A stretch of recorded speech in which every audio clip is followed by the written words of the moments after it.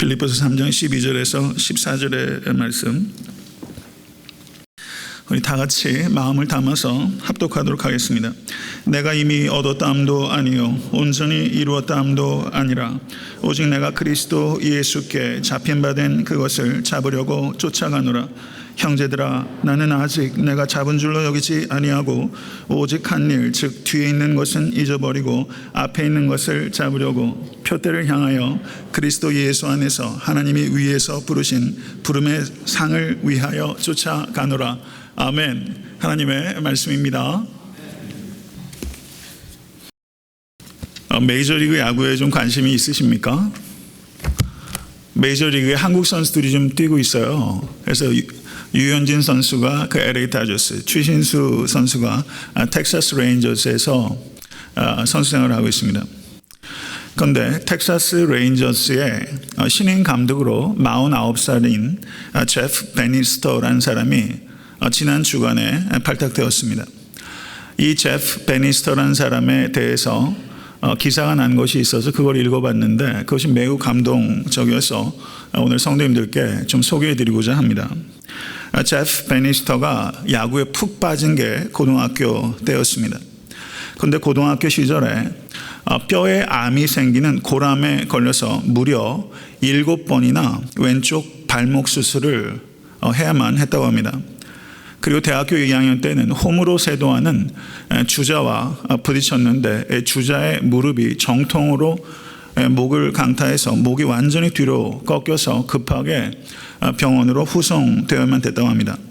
그런데 제프 베니스터가 병원에 도착하자마자 의사에게 던진 질문은 선생님, 언제 야구 연습 다시 시작할 수 있습니까? 하는 거였다는 것입니다.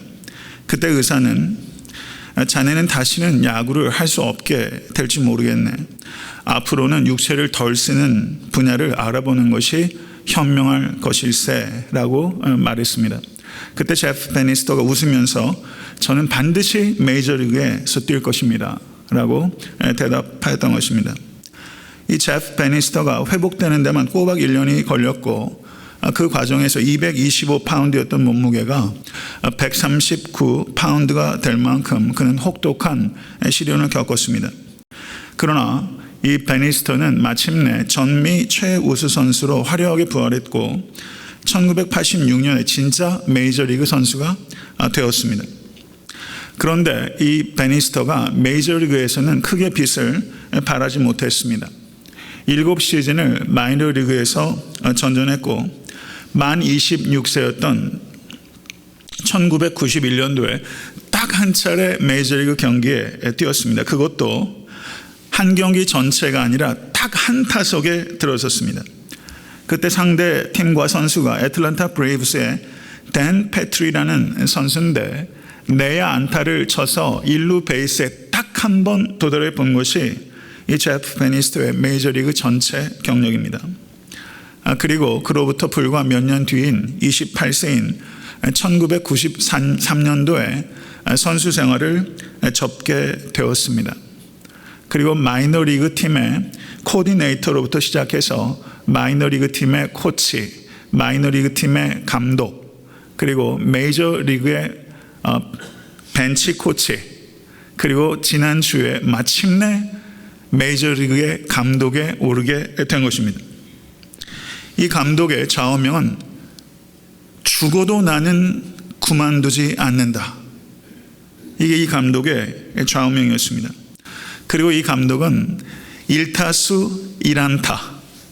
그런데 이 감독이 항상 웃으면서 하는 말이 내 메이저리그의 통산 타율은 18이야 라고 항상 웃으며 이야기할 만큼 그 혹독한 시련에도 유머를 잃지 않고 살았던 사람입니다.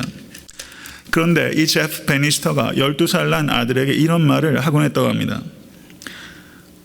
혼신을 다해 뛰어 1루 베이스를 닫고 심판의 세이프 콜을 보는 것이야말로 최고의 만족이란다. 오늘 설교의 제목이 이 제프 베니스터의 말을 제가 인용해서 혼신을 다해 도착한 1루 베이스 그리고 safe라고 제가 설교 제목을 줬어요.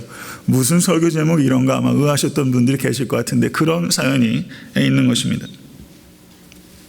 저는요, 인루에 도착하기 위해서 야구 선수들이 그야말로 혼신의 힘을 다하는데 그리스도인들인 우리들은 혼신의 힘을 다해 뛰고 있는가 하는 질문을 하지 않을 수가 없었습니다. 딱 한 차례 메이저리그 경기에서 내안타를 쳤던 베니스터, 어찌 보면 한 타석의 메이저리그를 준비하기 위해서 그는 7차례의 암 수술을 견뎠고 1년의 재활을 통과했고 7년의 마이너 리그 생활을 인내한 것이죠. 이 제프 베니스터에게 야구란 무엇일까요? 성도님들에게 신앙이란 무엇입니까? 한 야구인도 이렇게 큰 감동을 우리에게 일으키면서 삶을 불사르고 있는데 그리스도인인 우리가 아무 감동 없이 삶을 허비해도 괜찮은 것입니까? 우리는 왜 좀 더 진지하고 성실하게 살아가지 못하는 것일까요? 그리스도께서 인루만큼도 안 되는 것입니까? 12살 난 아들에게 인루를 향해서 전력 질주해라 라고 가르쳤던 제프 베니스터가 있다면 오늘 본문에 사도 바울은 빌립보의 영적 아들들에게 그리스도를 향하여 전력 질주하라고 가르치는 영적 코치입니다. 사도 바울께서 영적 코치로서 그리스도인들인 우리들이 어떻게 질주해야 되는지를 가르치는 본문이 오늘 말씀이라고 할 수 있는 것입니다. 빌립보 교회에도 문제가 있었어요. 문제가 없는 교회는 하나도 없어요. 왜요? 인간이 문제이기 때문이에요. 빌립보 교회의 문제는 유대주의자들이 침투해 들어와서 그리스도의 은혜를 믿는 것만으로는 충분하지 못하므로 율법의 행위를 보충해야 구원을 얻을 수 있다. 이런 거짓 교사들에 대해서 사도 바울께서는 거칠게 격려를 표현하는 것을 망설이지를 않았습니다. 빌립보서 3장 2절에는 개들을 조심하라 라고 말하면서 복음의 본질을 훼손하는 사람들 기꺼이 개라고 부를 만큼 사도 바울은 복음의 본질을 훼손당하는 것을 견디지 못했어요. 사랑하는 성도 여러분, 지금 우리가 살고 있는 이 시대도 복음의 본질을 훼손하는 사람들이 얼마나 많은지 몰라요. 우리는 마땅히 그런 사람들을 향해서 격려를 나타낼 수 있어야 합니다. 바울은 자신이 육체를 사랑하고 율법의 행위를 신뢰했던 지난 과거를 고백합니다. 다메섹 도상에서 예수를 만나 회심하기 이전에 자신에 대해서 간증하는 것이 4절에서부터 6절에 기록되어 있습니다. 나도 육체를 신뢰할 만하니 만일 누구든지 다른 이가 육체를 신뢰할 것이 있는 줄로 생각하면 나는 더욱 그러하리니 내가 8일 만에 할례를 받고 이스라엘의 족속이요 베냐민의 지파요 히브리인 중에 히브리인이요 율법으로는 바리새인이요 열심으로는 교회를 핍박하고 율법의 의로는 흠이 없는 자로다. 성도 여러분, 율법의 의로는 흠이 없는 자로다, 이런 말 아무나 못하는 거예요.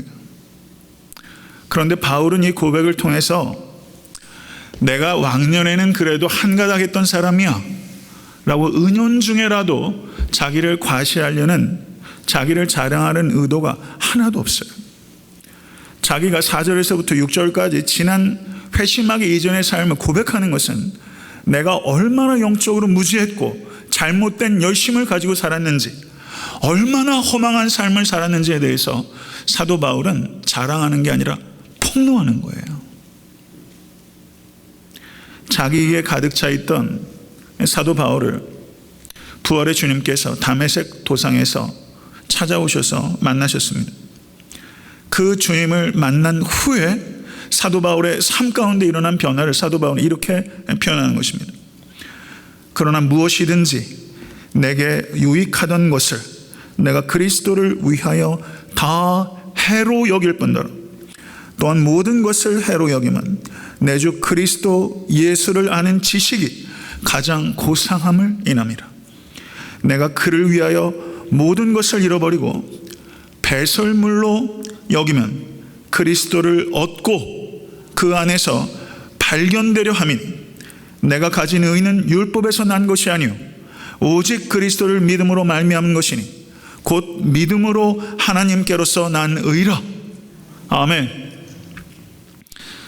사랑하는 성도 여러분, 이 위대한 고백, 이 고백이 그러나라는 말로 시작하고 있어요. 그러나라는 이 접속사는요, 성경 원어로는 알라, 제가 여러 번 얘기했어요. 알라라는 접속사예요. 이것은 매우 선명하고 전적인 대조를 나타내는 접속사입니다. 사랑하는 성도 여러분, 부활의 주님을 만나셨습니까? 부활의 주님을 만난 성도는 새로운 생명, 새로운 가치, 새로운 공동체, 새로운 기준, 새로운 성품, 새로운 언어, 새로운 목적, 새로운 원리, 새로운 능력을 갖게 되는 사람입니다.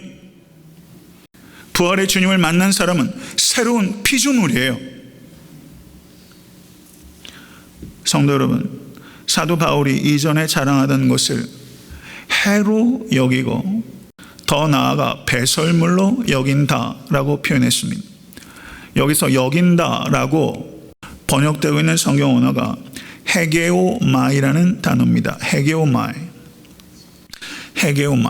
나는 이전에 자랑하던 것을 해로 여기고 배설물로 헤게오마이 여기고 있습니다. 성도 여러분, 이 헤게오마이라는 단어의 뜻은 깊이 숙고하다라는 뜻이 있습니다. 깊이 숙고하다.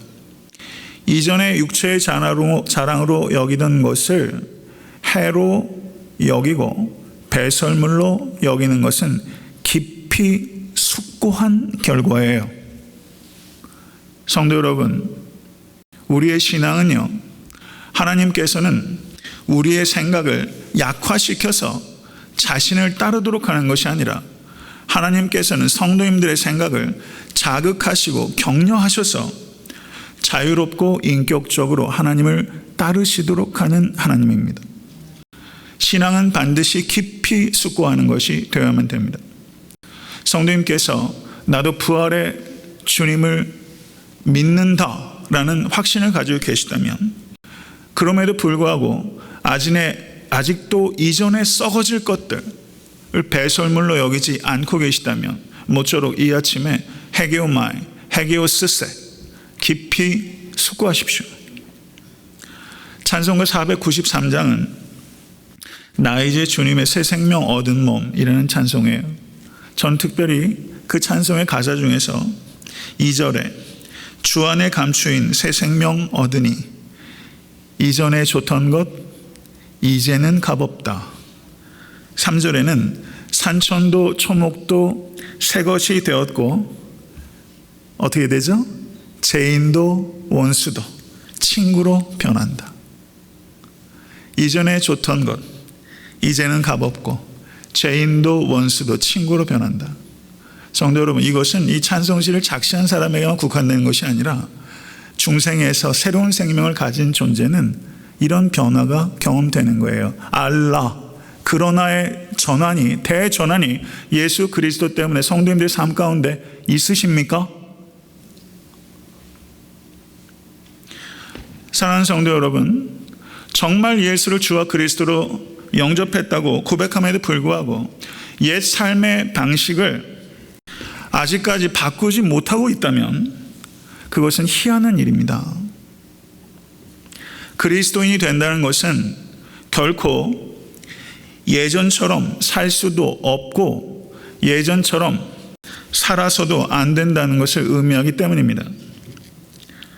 모쪼록 이전의 것들, 이전의 자랑들 다 배설물처럼 버리실 수 있는 이 아침 되실 수 있게 되기를 주님의 간절히 축원합니다. 사도 바울은 다메섹 도상에서 부활의 주님을 만난 후에 자기가 누구보다도 진지하고 성실하게 추구했던 것이 사실은 하나님을 대적하고 자기를 파멸하는 것이라는 것을 깨달았어요. 그것을 깨달았을 때 사도 바울은 무서웠을 것입니다. 그러나 사도 바울은 다메섹 도상에서 부활의 주님을 만난 후에 사도 바울의 오직 자랑과 사랑은 주 예수 그리스도 한 분이셨어요. 다메섹 도상 이후로 사도 바울은 한순간도 한치도 흔들리지 않았습니다. 사도 바울이 얼마나 철두철미하게 그리스도를 향하고 있었는지를 사도 바울은 7절에서부터 11절에 빌립보서 3장 7절 11절에 표현하고 있는 것입니다. 성도 여러분, 사도 바울에게 있어서 그리스도는 삶의 중심이 아니라 삶의 전부였습니다.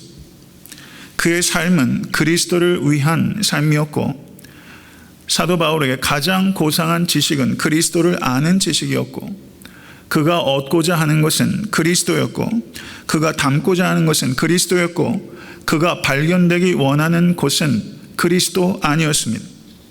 사도 바울의 몸이 팔레스타인에 있던, 빌립보에 있던, 로마에 있던, 예루살렘에 있던, 아테네에 있던, 고린도에 있던, 사도 바울의 몸이 어디 있든지 간에 사도 바울이 내가 발견되기 원하는 곳은 엔 아우토 예수 그리스도 아닙니다. 성도 여러분, 우리가 이사를 다니면요, 저는 미국에서 공부할 때도 여러 번, 그리고 사역하면서도 여러 번, 결혼하고 나서도 저희 주소지가 많이 바뀌었어요. 얼마 전에도 자동차 레지스트리를 시작하면서 주소지 바꿨어요. 엊그저께도 약국 갔다가 옛날 주소였기 때문에 주소지 바뀌었어요. 우리가 이 땅에 살면서 주소지는 계속 바뀌어요. 그런데 우리에게 영원한 주소는요, 엔 크리스토, 인 크라이스트입니다. 사도 바울의 영원한 주소는 예수 그리스도 아닙니다. 사도 바울의 영원한 초점은 예수 그리스도예요. 사도 바울의 일루 베이스는 예수 그리스도예요. 오늘 본문 말씀 3장 12절에서 14절은 사도 바울께서 인루이신 예수 그리스도께 어떻게 혼신의 질주를 다했는지를 우리에게 코칭하고 있는 내용이라고 볼 수 있는 것입니다. 12절 말씀 보시죠.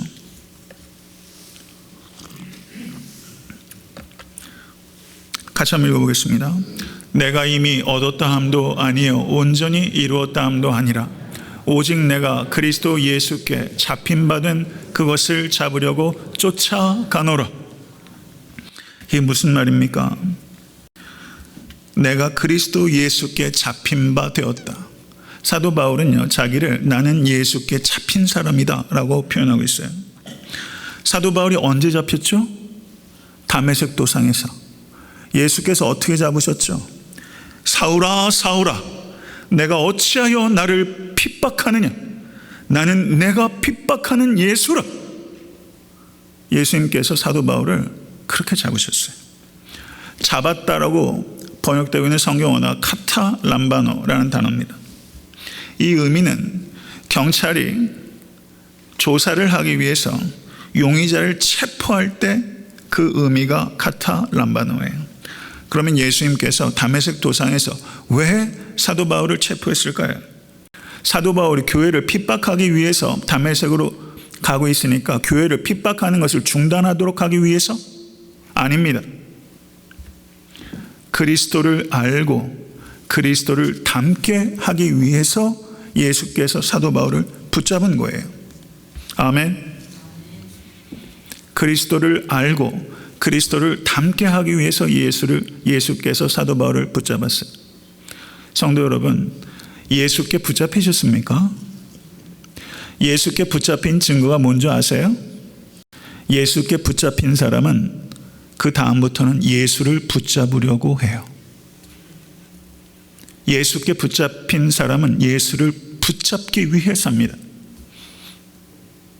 그리스도를 알고 그리스도를 닮는 일을 붙잡으려고 살아요.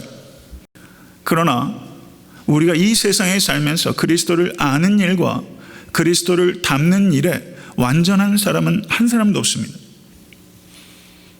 성도 여러분, 우리는 그리스도를 알지만 그리스도를 완전히 알 수 없습니다. 이 세상에 어떤 존재도 그리스도를 완전히 알 수 없습니다. 심지어 사도 바울도 그리스도를 완전히 알 수 없다라고 말하고 있는 것입니다.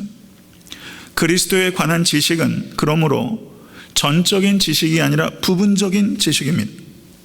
그런데 빌립보 교회 내에 이단들이 침투해 들어와서 그리스도에 대해서 나는 완전한 지식을 가지고 있다라고 말하는 사람들이 있었던 거예요.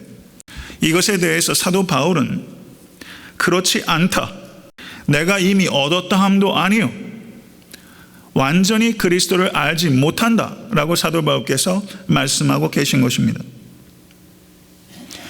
예수 그리스도는 하나님의 아들이십니다. 하나님의 아들을 우리가 속속들이 알 수 없습니다.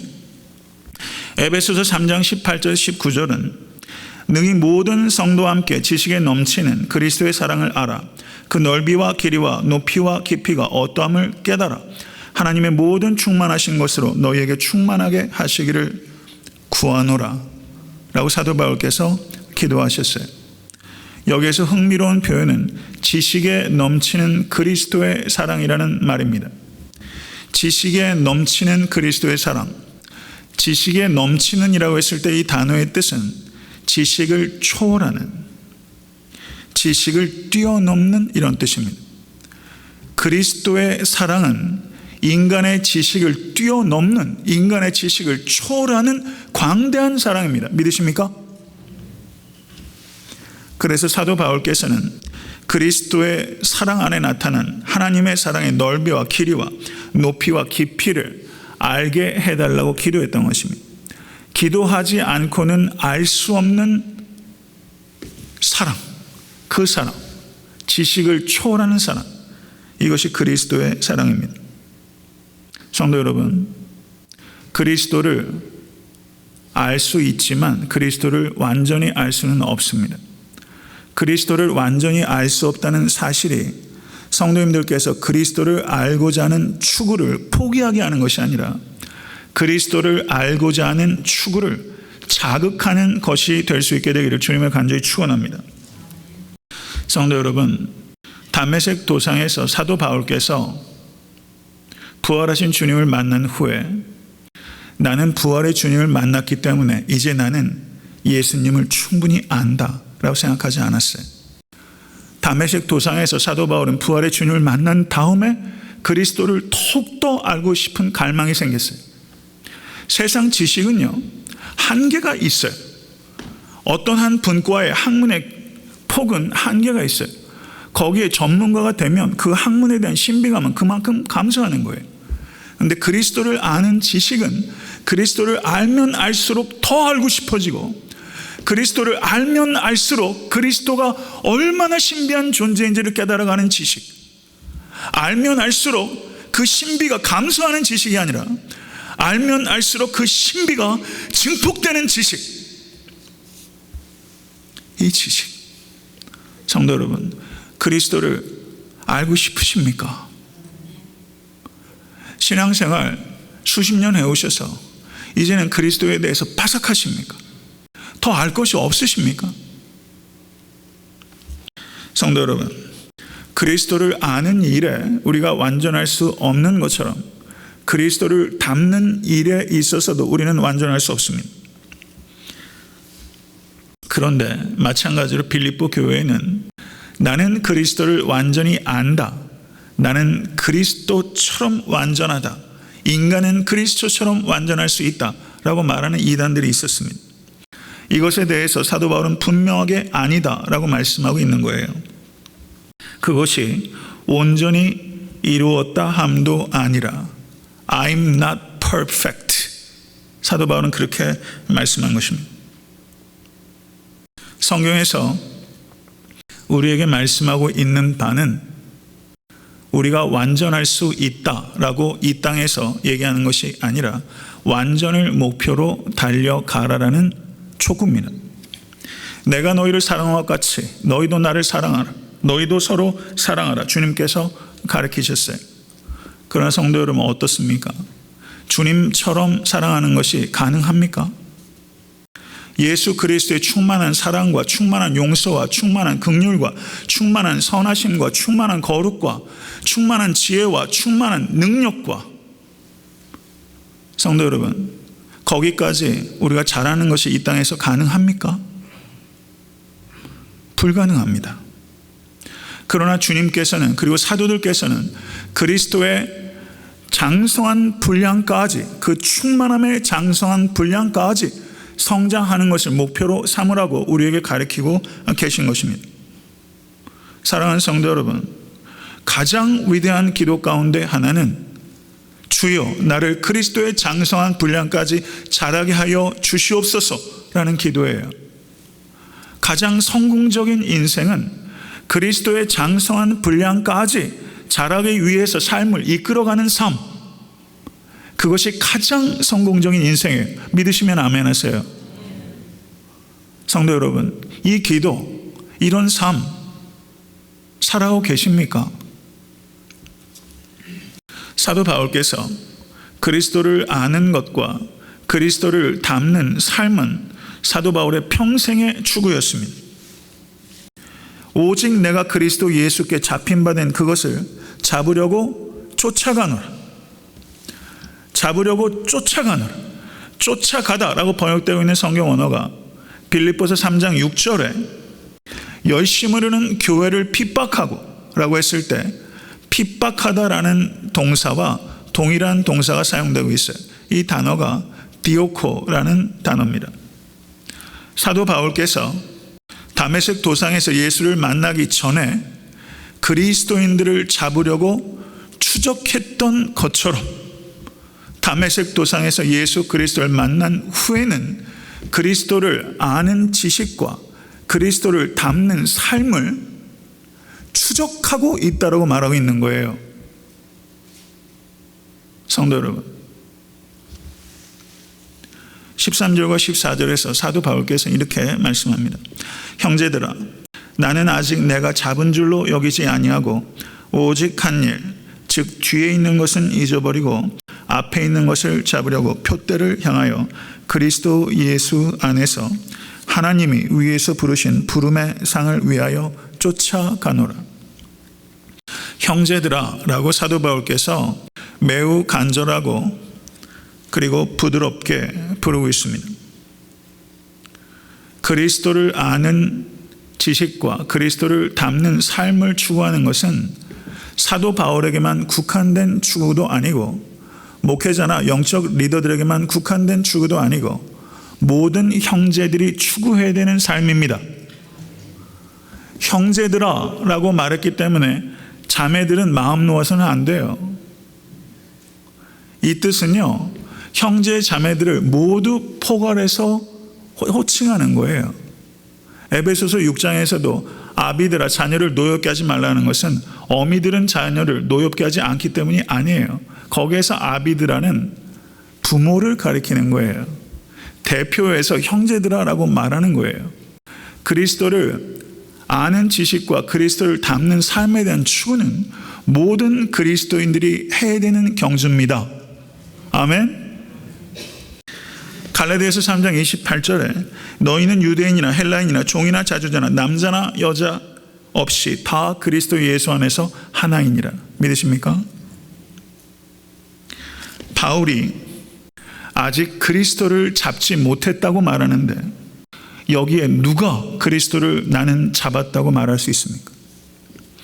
바울이 아직도 그리스도를 아는 지식과 그리스도를 닮는 삶에 성장하기를 원하는데 이 자리에 어느 누가 나는 충분히 성장했다고 말할 수 있겠습니까?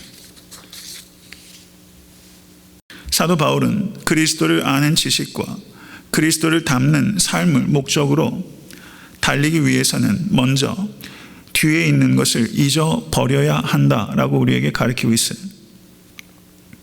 과거의 실패에 대한 자괴감, 과거의 성공에 대한 자만심, 이 두 가지 버리실 수 있어야 됩니다. 이것 버리라는 거예요. 과거의 실패에 대한 자괴감, 이거 없는 분 있으세요? 과거의 성공에 대한 자만심, 이건 역시 우리가 다 가지고 있는 거예요. 뒤에 있는 것을 잊어버리라 사도 바울께서 말씀하고 있습니다. 사도 바울은 자신이 과거에 교회를 핍박한 사람이라는 자괴감, 나는 과거에 다메섹 도상에서 부활의 주님을 만났다는 자만심, 이 두 가지 다 버린 거예요. 사도 바울의 삶의 특징은 과거에 사로잡히지 않는다는 것이고, 사도 바울의 삶의 특징은 오직 예수 그리스도께 사로잡힌 사람이라는 뜻입니다. 내 과거의 실패가 어떠했든지, 내가 과거의 성공이 어떠했든지, 내가 삼층천을 경험했든지 그렇지 않든지 상관없이 사도 바울은 매 순간 하나님의 은혜에 사로잡혀 사는 사람이에요. 과거에 사로잡혀 사는 사람이 아니라 매 순간 하나님의 은혜에 사로잡혀 사는 사람이에요. 성도 여러분, 많은 사람들이 자학하거나 자고해요. 아닙니까? 은혜에 사로잡혀야 자기에 대해서 자학하지 않을 수 있고, 은혜에 사로잡혀야 자고하지 않을 수 있어요. 그리스도인의 삶의 길은요, 자학하는 것도 자고하는 것도 아니고 자기를 부인하는 삶입니다. 그러한 삶 살아가고 계십니까? 사도 바울께서 앞에 있는 것을 잡으려고 한다라고 말하고 있는데, 12절과 13절을 보면 잡다라는 동사가 몇 번 나오는지 아십니까? 4번 나와요. 그런데 앞에 있는 3번은 카탈람바노라는 동사가 사용되고 있고, 제일 마지막에 있는 잡다라는 동사는 에프엑테이노마이, 다른 동사가 사용되고 있어요. 근데 번역상으로는 잡다라고 번역되어 있기 때문에 이 의미가 구별이 잘 되질 않죠. 근데 마지막에 나오는 에프엑테이노마이, 에프엑란 말은 둘 다 전치사예요. 전치사가 2개가 붙은 동사예요. 이 단어의 뜻은요, stretch out 하는 거예요. 성도 여러분, 그 short track 한국 사람들 잘 하잖아요. 그러면 트랙을 막 열심히 돌다가 마지막 순간에 어때요? 몸을 최대한 스트레치 아웃 해가지고 스케이트 날이 먼저 들어가야 이기잖아요. 그게 에프엑테이노마, 잡는 거예요. 몸을 던져서 결승전에 통과하는 것처럼 그리스도를 잡는 거예요. 모든 신경과 근육을 다 사용해서 그 결승전, 그 골, 표대를 향해서 사도 바울께서 온 몸을 던지고 있는 거예요. 온 근육과 신경과 조직을 다 활용해서 사도 바울이 그 결승선을 향해서 사도 바울이 몸을 던지고 있는 거예요. 사도 바울은 엄청나게 집중하고 열정을 가지고 그 결승선을 통과하고 있어요. 올해 추신수 선수가요, 전반기에는 엄청나게 잘 쳤어요. 그래서 MVP 할 수 있을 정도 잘했어요. 그런데 추신수 선수가 내야 땅볼인가를 치고서 1루에 가는데 아슬아슬했어요. 근데 마지막 순간에 평상시에 보폭 같으면 베이스에 안 도착해요.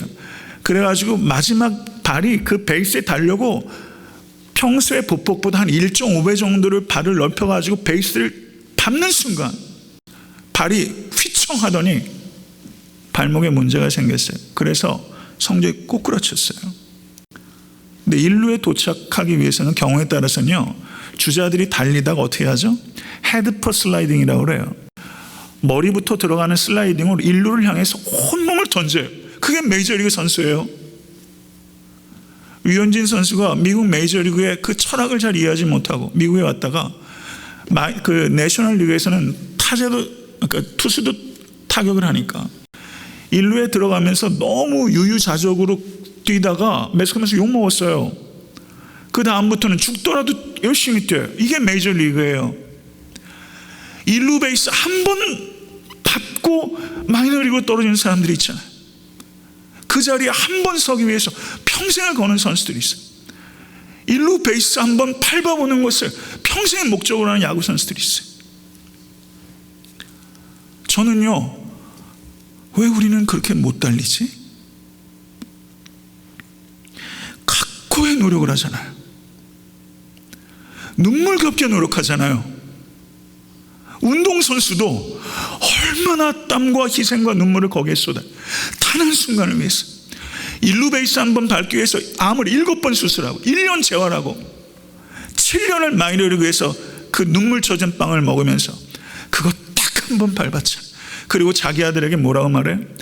얘야, 일루 베이스를 밟기 위해서 혼신을 다해 뛰어라. 심판이 세이프하면 그런 만족이 없다. 삶이잖아요. 이 야구가 제프 베니스터에게 도대체 뭐예요? 성도 여러분, 종교개혁자 마틴 루터가 그리스도인의 본질은 그가 어떤 사람이 되었는가에 있지 않고 어떤 사람이 되어가고 있는가에 있는 것입니다 라고 말했어요. 그가 어떤 사람이 되었는가에 있지 않고 그가 어떤 사람이 되어가고 있는가. 성도 여러분, 저는요, 제가 어떤 목사가 되어가고 있는가가 제게 중요해요. 성도 여러분, 제가 성도님들을 볼 때 정말 중요하게 보는 것은 성도님들은 어떤 성도가 되어가고 계십니까? 어떤 성도가 되어가고 계세요? 벌써 가을이에요. 올 한 해 어떤 성도가 되어가고 계세요? 인생의 가을도 생각보다 빨리 옵니다. 인생이 생각보다 짧아요. 어떤 인간이 되어가고 계십니까? 어떤 성도가 되어가고 계십니까? 신앙생활에 있어서는 올바른 가르침을 들어야 합니다. 그렇지만 신앙생활에 있어서는 올바른 모범을 볼 수 있어야 돼요. 사도 바울께서 그래서 올바른 모범을 보여주기 위해서 빌립보서 3장 17절에 형제들아 너희는 함께 나를 본받으라. 사도 바울께서 오늘 본문에 13절에 형제들아 나는 아직 내가 잡은 줄로 여기지 아니하고 오직 한 일 즉 뒤에 있는 것은 잊어버리고 앞에 있는 것을 잡으려고 표대를 향하여 쫓아간다라고 말했는데 3장 17절에 다시 한번 형제들아라고 부르면서 나를 본받으라. 사도 바울은 올바른 가르침을 주었을 뿐만 아니라 올바른 모범이 되기 위해서 혼신으로 달려간 코치예요. 성도 여러분, 우리에게는 이 두 가지가 필요한 거예요. 올바른 복음을 가르치는 선생과 올바른 복음을 그 삶 속에 녹여서 복음의 가치와 생명력을 눈으로 보여주는 코치가 필요해요. 그런 코치 한 번이라도 만나실 수 있으셨습니까? 저는 목회자로서요, 제 간절한 기도 중에 하나가 하나님 코치를 좀 보내주세요. 제게는 박일철 목사님이 제게 코치예요. 눈으로 보여주는 분이에요. 제게 제 소원이 있다면요, 제가 올바른 가르침을 말하는 선생으로서일 뿐만 아니라 올바른 모범을 보여주는 코치가 되고 싶은 거예요. 성도님들께 나는 어떤 목사가 되어가고 있는가, 이게 저에게 정말 중요한 관심사예요. 말씀을 맺겠습니다.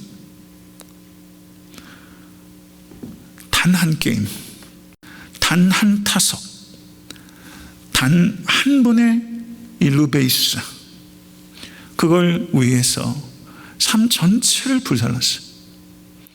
그리고 단 한 번 일루 베이스 밟고 마이너리그로 떨어지고 불과 28살에 선수 생활을 접어야 됐고, 그렇지만 마이너리그의 코디네이터를 시작하고 마이너리그의 코치를 시작하고 마이너리그의 감독을 하다가 피츠버그 파이레이츠에서 그 벤치 코치를 하다가 그리고 급기야는 텍사스 레인저스의 감독으로 발탁됐어요. 한국 사회 같으면 이런 사람 감독으로 발탁 안 합니다. 전 미국이 참 이런 면에서 참 훌륭하고, 미국은 참 스토리를 사랑하는 나라예요. 이런 스토리가 있어요. 감동이 있어요. 저는요, 제가요, 야구 선수 제프 베니스터, 야구 코치 제프 베니스터보다 영적 코치 안선홍 목사로서 더 진지하고 더 성실하게 더 감동적으로 뛰고 싶어요. 이게 제 욕심이에요. 사랑하는 성도 여러분, 야구 선수보다는 잘 달려야 되지 않겠습니까? 야구인과 그리스도인 어느 쪽이 더 감동적이어야 합니까? 성도 여러분, 지금까지 살아오시면서 앞으로 남은 인생이 몇 년이십니까? 한 번도 감동을 주는 만큼 달려보지 못했다면 그거 참 이상한 노릇이죠. 그러나 성도 여러분, 지난 일에 대해서 자학하지 마시고 자고하지도 마십시오.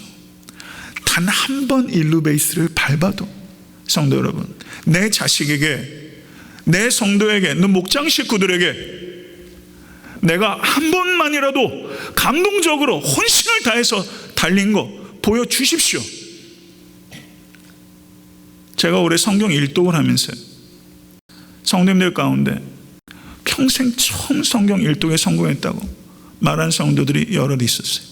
제게는 혼신의 질주예요. 감동적이에요. 고마워요. 어떤 성도와 대화가 계십니까? 어떤 진보를 보이고 계십니까? 메이저리그에서 매년 올스타 게임에 나가는 사람,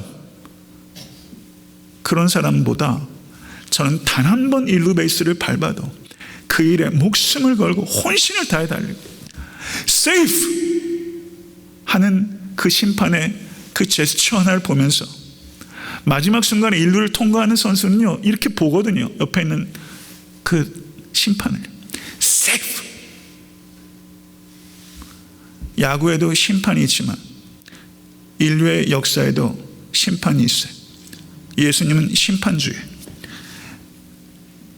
야구에도 수많은 관중이 스테디움을 채우지만 우리가 하나님 앞에 서게 되는 날, 믿음의 구름같이 허다한 증인들이 관중이 되는 것이고, 예수께서 착하고 충성된 종아 잘하였도다, 세이프.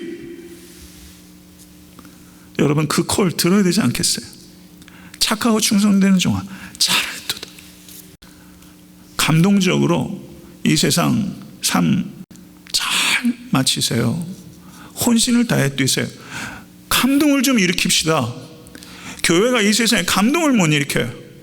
감동을 일으키십시다. 남들이 볼 때는 고작 메이저리그에서 인류 베이스 한 번 밟아봤다고, 남들이 뭐라고 하는 상관없이 우리 교회가 한 번 감동을 일으키는 교회로, 착하고 충성된 교회야 잘하였도다. 성도 여러분, 다른 사람 레이스 신경 쓰지 마세요. 우리 교회의 레이스, 저는 목사로서, 나의 목사로서의 레이스, 성도님들은 성도님들의 성도로서의 레이스, 한번 달려보세요. 한번 다시 한번 역주하세요. 7번 수술해서라도 또 달리십시오. 나는 결코 멈추지 않는다. 달리십시오. 그래서 safe, 그 소리 들으실 수 있는, 그 맛 보시는 모든 성도 되실 수 있게 되기를 주님의 이름으로 간절히 축원합니다. 우리 주신 말씀 생각하면서 우리 기도하시죠. 성도 여러분, 지금 달리고 계세요? 아니면 그냥 서 계세요? 아니면 뒷걸음질 치고 계세요? 신앙생활하면서 한 번만이라도 심장이 뛰어보신 적 있으십니까? 운동을 하면 심장이 터질 것 같은데, 운동도 심장이 터질 것 같이 하면서 왜 그리스도를 향해서는 심장이 터지도록 달리지 못하십니까? 나이가 많으세요? 가진 게 없으세요? 배움이 짧으세요? 지난 실패가 아직도 너무 커요. 도대체 뭡니까? 신앙이 너무 매너리즘에 빠졌습니까?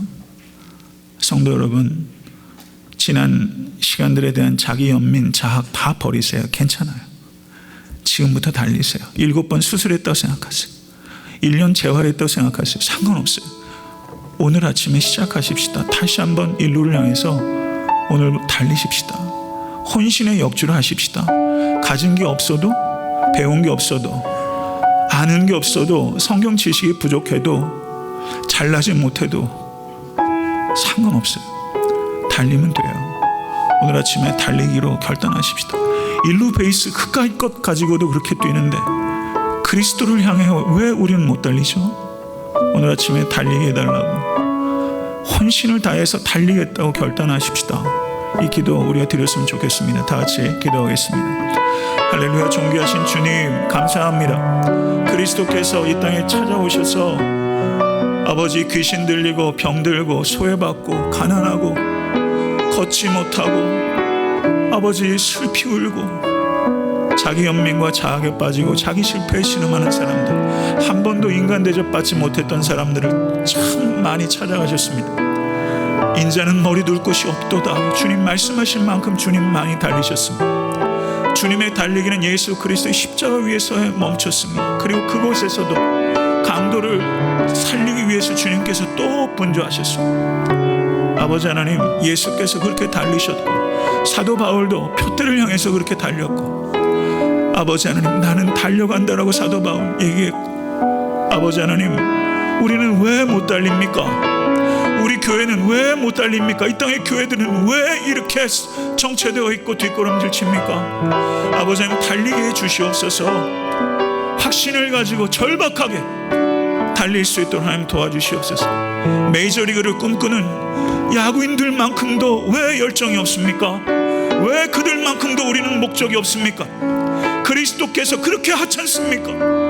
아버지 하나님, 아버지 하나님, 우리 자리에 사랑하는 성도들, 하나님, 우리는 아무것도 아닙니다. 우리는 주여 좋은 자질을 갖추고 있는 사람들 못 됩니다. 우리는 이름 없고 나이 들었고 병들 없고 가진 것도 없고 연약한 죄인들입니다. 하나님, 그렇지만 오늘 이 아침에 주님 성령님 찾아오셔서 달리겠다고, 나도 달리겠다고, 마지막 순간까지 달려가겠다고 하나님 결단할 수 있도록 하나님 도와주시고, 아버지 하나님, 애타한테 섬기는 교회가 감동이 있는 교회가 될 수 있도록 하나님 도와주십시오. 아버지, 부족한 종의 영적 코치가 되게 하소서. 우리 사랑하는 성도들이 훌륭한 선수가 되게 하소서. 일루 베이스에 달리기 위해서, 그리스도의 품에 안기기 위해서 그리스도를 아는 것과 그리스도를 담는 일에 혼신을 다하여 달리게 하소서. 달려가면서 옆에 있는 선수들을 부둥켜 안고 어깨동무하고 같이 달릴 수 있도록 하나님 도와주십시오. 뜨거운 감동 있는 레이스가 되게 하여 주시옵소서. 할렐루야. 존귀하신 주님, 감사합니다. 주여, 최소한 야구인들보다는 열심으로 달리는 그리스도인 되게 하소서. 인류보다는 그리스도께서 존귀한 분 아니십니까? 아버지, 이 아침에 우리 모든 권속들과 이 종이 달리기로 결단할 수 있도록 주인도해 주시고, 이 땅에 호흡이 멈추는 순간까지 그리스도를 아는 일과 담는 일에 최선을 다해서 혼신의 역주를 할 수 있도록 도와주시고, 성도님들의 삶과 교회 안에, 애틀란타 땅에, 열방에 그 감동이 일어날 수 있도록 우리를 사용하여 주시옵소서. 우리 주 예수 그리스도 이름으로 간절히 기도드려 싸움나이다. 아멘.